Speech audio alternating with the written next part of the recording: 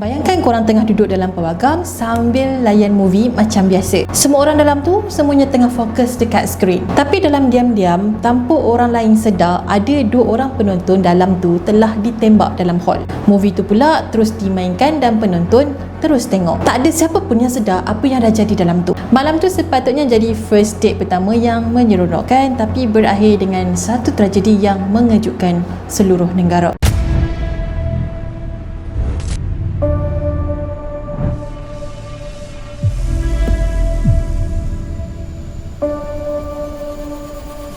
26 Julai 2021. Pada malam tu, Anthony dengan Riley keluar dating buat kali pertama. Diorang ni macam couple yang lain juga, nak lepak-lepak, tengok movie dan habiskan malam tu dengan santai. So, diorang pun pilihlah nak tengok movie pada pukul 9.35 malam di Regal Edward Theatre di California. Bila movie tu habis, lampu panggung pun dinyalakan dan staf pawagam pun masuklah ke dewan untuk bersihkan tempat duduk dan kutip sampah. Tapi, apa yang diorang jumpa pada malam tu sangat luar biasa dan diorang terkejut gila. Di salah satu barisan kerusi, Anthony dengan Riley masih lagi duduk dekat tempat duduk dorang. Dorang dah tak bergerak, tapi badan dorang ni dah berlumuran dengan darah yang sangat banyak. Rupa-rupanya dorang berdua telah ditembak semasa movie dimainkan. Riley yang baru berusia 18 tahun pada masa tu telah disahkan meninggal dekat tempat kejadian. Manakala Anthony pula yang berusia 19 tahun masih lagi bernyawa semasa dorang jumpa dia. So, dia pun dikejarkan ke hospital untuk mendapatkan rawatan yang seterusnya. Yang peliknya tu kan, semasa tayangan movie tu tak ada seorang pun yang dengar bunyi tembakan. Yang menjadi persoalan dekat sini, siapa yang tembak 2 remaja tadi semasa diorang tengah tengok movie? Dah lah first date diorang pula tu. Dan satu lagi, macam mana pembunuhan ni boleh terjadi dan orang sekeliling tak sedar?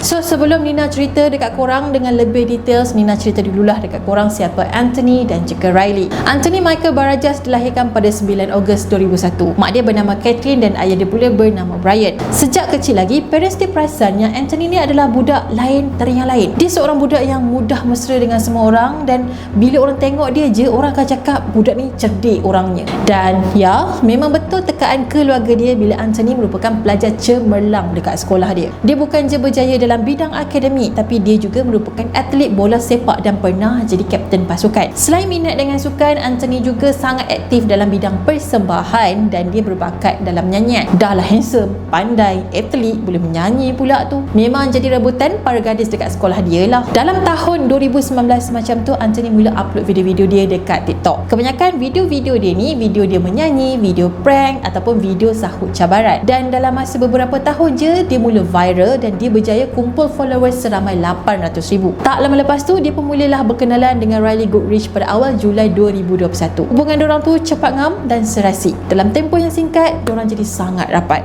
So, Riley ni pula bukan kaleng-kaleng orangnya juga. Selain aktif menjadi cheerleader, dia juga adalah pemain volleyball dan dia ni ada bisnes eyelash dia sendiri. Bukan tu je, dia juga dapat beasiswa untuk masuk ke Grand Canyon University. So, pendek kata, diorang berdua ni masih lagi muda, pandai dan ada peluang hidup yang cerah. Beberapa minggu lepas diorang ni berkenalan kan, Anthony pun pergilah bercuti dengan parents dia ke Hawaii. Sepanjang dia bercuti dekat sana, dia sempatlah upload video-video momen dia dekat sana. Sebenarnya sebelum Anthony pergi bercuti tu kan, dia dengan Riley ni dah plan sesuatu. Bila Anthony balik je dari trip tu, diorang dah plan nak keluar untuk first date. Dan akhirnya pada 26 Julai 2021, tarikh yang dinantikan pun tiba. Kalau ikut cerita ayah Riley, anak dia nampak sangat excited dan gembira hari tu. Riley bersiap cantik-cantik, pakai baju yang paling dia suka dan dia curl rambut dia. Jadi pada malam tu, dia dengan Anthony pun keluarlah bersama buat pertama kali. Diorang pergi ke sinema dan beli 2 tiket. So, filem yang diorang nak tengok ni kan sebenarnya bukanlah filem yang romantik tau, tapi filem pasal pembunuhan. Jadi filem tu tentang selama 12 jam semua jenayah boleh dibuat, termasuklah membunuh. Dan kebetulan pula pada malam tu tak ramai orang yang tengok movie ni, ada beberapa orang je. Selain diorang berdua, ada sekumpulan kawan ni seramai 4 orang yang beli tiket ni juga. Salah seorang dari orang tu bernama Joseph yang berusia 20 tahun. Masa movie tu dimainkan, 3 orang kawan Joseph ni mula rasa pelik dengan Joseph. Dia cakap seorang-seorang seolah-olah dia macam tengah bergaduh tau dengan pemikiran dia sendiri. Masa filem tu separuh dimainkan, Joseph ni tiba-tiba keluar dari hall. Beberapa minit kemudian, dia masuk balik dan dia bawa sebuah beg galas yang dia ambil dari kereta dia. Jadi, kawan dia ni pun tanyalah, ada apa dalam beg tu? Dia jawab strap. So, kawan-kawan dia ni dah mula rasa gelisah sikit dah. dah kenapa dia bawa masuk senjata dalam hall ni? Lepas tu makin lama Joseph ni jadi semakin pelik. Dia asyik lah cakap sorang-sorang. Jadi kawan-kawan dia ni sempatlah dengar Joseph ni cakap berkali-kali benda ni. Aku tak boleh buat macam tu dekat dorang. Aku tak boleh buat macam tu dekat dorang. So kawan-kawan dia ni mula rasa tak best lah. Diorang pun mula quiz antara satu sama lain. Diorang sebenarnya risau tau kalau betul lah si Joseph ni ada pistol dalam beg dia. So diorang pun buat keputusan untuk keluar je dari sana. Diorang cakap dekat Joseph yang diorang ni nak pergi tandas, tapi sebenarnya diorang ni terus keluar dari pawagam dan tinggalkan tempat tu. Diorang biarkan je si Joseph ni sorang-sorang dalam hall. Dalam hall tu pula movie ni masih lagi dimainkan macam biasa. Tak lama lepas tu Joseph ni pun bangunlah dari tempat duduk dia dan dia berjalan perlahan-lahan ke arah di mana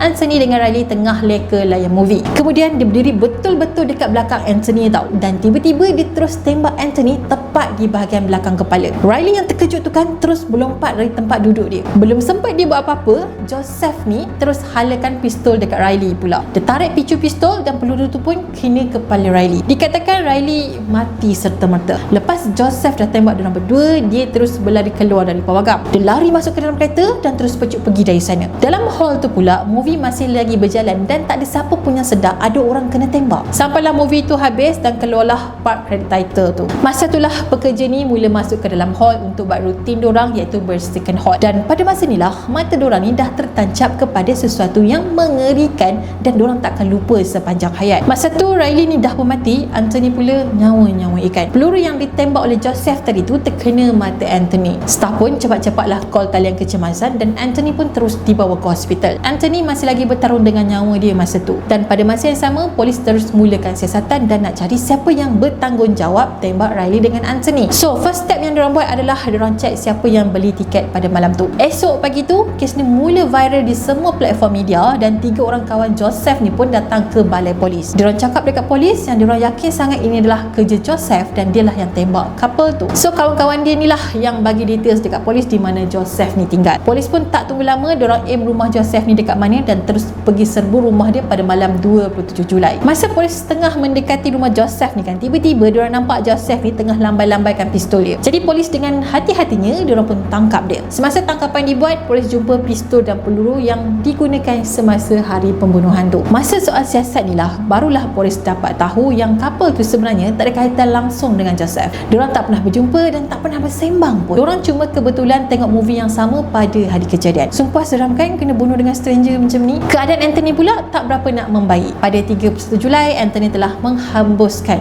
nafas dia yang terakhir. Kematian Anthony memang membuatkan hati family dia ni sehancur-hancurnya. Tapi pada masa yang sama, diorang berbangga sebab dia dah jadi penderma organ. At least Anthony masih lagi boleh selamatkan nyawa orang lain walaupun dia sendiri tak sempat hidup lama. Selepas berita kematian Anthony disebarkan, orang ramai mula berkumpul di luar pawagam tempat di mana diorang ni dibunuh. Diorang nyalakan lilin dan beri penghormatan terakhir kepada mangsa. So, kes ni mengambil masa 2 tahun untuk dibicarakan dan hukuman dijatuhkan pada tahun 2023. Selepas Anthony mati, pertuduhan ke atas Joseph jadi 2 pertuduhan membunuh. Semasa perbicaraan tu kan, pendakwa ni kata Joseph memang sengaja bunuh dorang tanpa apa-apa motif. So dengan statement ni, Joseph boleh berhadapan dengan hukuman mati. Pada awal tu Joseph mengaku tak bersalah dengan alasan yang dia tak waras. Peguam bela dia cakap semasa kejadian tu Joseph memang tak waras sebab dia ni mengalami skizo. So untuk membuktikan hujah tu, peguam bela ni kenalah tunjuk bukti semasa kejadian tu Joseph ni memang tak memahami sepenuhnya apa yang dia boleh buat dan tak boleh buat, dan tak boleh nak bezakan mana satu yang betul, mana satu yang salah. So peguam Joseph ni kata yang Joseph mengalami tekanan yang sangat teruk selepas mak dia mati setahun sebelum tu. Jadi sejak kematian mak dia ni kan, Joseph ni selalulah dengar suara-suara yang suruh dia buat benda-benda yang berbahaya. Ada suara yang suruh dia bunuh ayah dia tau. Kononnya nanti ayah dia ni akan bunuh adik-beradik dia, so dia kena bunuh ayah dia dulu. Joseph cakap semasa dia dalam pawagam tu dia dengar suara-suara ni. Suara-suara tu datang daripada beberapa barisan di depan, iaitu di mana Anthony dengan Riley tengah duduk. Suara tu cakap dekat dia, kami akan dapatkan kamu semua. So dalam tafsiran dia, diingat yang suara-suara tu nak cakap yang sekarang ni dia berada dalam bahaya. Disebabkan dia dipengaruhi oleh suara-suara itulah menyebabkan dia bunuh diorang ni berdua. Peguam kata Joseph memang tak ada pilihan lain dan dia tembak diorang berdua sebab dia takut dan dia percaya yang dia tengah protect diri dia dan kawan-kawan dia. Lagipun Joseph ni mengalami skizo yang serius sampaikan Joseph tak boleh nak bezakan antara realiti dan juga fantasi. Pendek cerita, malam kejadian tu Joseph yakin sangat-sangat yang dia berada dalam bahaya. Lepas tu turn pendakwa pula untuk bidas. Pendakwa cakap sebenarnya Joseph ni bukan tak pernah dapatkan rawatan mental. 11 bulan sebelum kejadian tu, Joseph ni dah banyak kali keluar hospital mental. Setiap kali dia masuk, doktor akan pesan benda yang sama, ambil ubat dan jangan guna dadah. Tapi apa Joseph ni buat? Lepas semua ubat-ubat dia habis, dia tak pergi ambil ubat baru pun. Lepas tu dihisap ganja dan minum alkohol secara berlebihan. Bukan tu je, setiap kali dia ada appointment dengan doktor, dia selalu tak datang. So dia tak makanlah ubat mental dia tu, dan tu pasal lah keadaan mental dia tu jadi sangat teruk. Kemudian pada masa yang sama, dia ambil benda yang terlarang. Macam mana nak sembuh kalau dia sendiri pun tak nak jaga diri dia. Dan dikatakan setiap kali dia ambil barang-barang ni kan, dia akan record video. So dalam video tu boleh nampak lah yang dia ni tengah hisap ganja sambil sembang dengan kawan-kawan dia. So pendakwa dia pun katalah yang Joseph ni boleh je berfikir secara normal. Pendakwa gunakan video tu sebagai bukti yang dia masih lagi sedar dengan tindakan dia dan boleh bezakan betul ataupun salah semasa tembakan tu, dan membuktikan yang dia memang sedar. Selepas dia tembak dorang tu kan, dia ambil Percy Riley ni. Lepas tu dia lari ikut pintu kecemasan, masuk ke kereta dan dia drive pergi. Dia drive tu pun dengan cara yang sangat berbahaya sebab dia langgar lampu isyarat ni beberapa kali. Pendakwa cakap ini adalah tindakan selepas dia sedar yang dia dah buat jenayah. Pendakwa cakap lagi yang Joseph dah buat keputusan nak tembak pasangan tu 20 minit sebelum dia betul-betul tembak. Walaupun masa tu suara-suara tu dah pun berhenti, tapi dia nekat nak bunuh dorang. So bagi pendakwa, ini bukanlah tindakan spontan sebab takut, tapi dia memang sengaja nak bunuh dorang. So sekarang ni tinggal hakim je lah untuk buat keputusan yang adil. Jadi hakim pun mengakulah yang Joseph memang ada skizo dan Joseph sengaja tak nak jaga kesihatan mental dia. Selain tu, hakim juga telah mengambil poin-poin yang penting pada malam kejadian. So bagi hakim, semua tindakan dia pada malam tu adalah waras dan Joseph ni sedar apa yang dia buat. So akhirnya dia pun didapati bersalah dan dipenjara seumur hidup tanpa peluang parol. Lepas tu ada tambahan 50 tahun lagi kerana menggunakan senjata api hingga menyebabkan kematian. Jadi pendek cerita, dia memang takkan keluar dari penjara sepanjang hayat dia. Selepas dari kejadian tu, komuniti dekat sana telah wujudkan GoFundMe untuk membantu pengebumian Riley dan juga Anthony. Semasa pengebumian dorang tu kan, seramai 600 orang telah datang. Ramai kawan-kawan dia cerita kebaikan Anthony semasa dia masih hidup. Terus cakap yang Anthony ni baik dan selalu pinjamkan duit kepada kawan-kawan yang susah. Kadang-kadang tu dia akan tegur pelajar yang malu dalam kelas sebab dia memang bukan seorang yang sombong. So kawan-kawan dia ni memang sangat ingatlah dengan kebaikan Anthony. Tak lama lepas tu, family dia pun telah tubuhkan The Anthony Michael Barajas Foundation. So melalui yayasan ni, beasiswa akan diberikan kepada beberapa orang pelajar yang menulis esei tentang kebaikan kecil yang boleh bagi impak besar kepada dunia. Tujuan family dia buat macam ni adalah sebabnya nak mengubat luka kehilangan anak kebanggaan dorang. Manakala kawan-kawan Riley ni pula buat penghormatan khas di pantai California. Dorang berenang dan bawa papan luncur ni ke laut. Lepas tu dorang buat bulatan dan dorang percikkan air. Dorang buat benda ni sebagai simbolik sebabnya Riley ni memang sangat suka dengan pantai. Sampai ke sekarang, family Riley masih lagi fight supaya metal detector dipasang di pawagam supaya benda ni tak berulang lagi.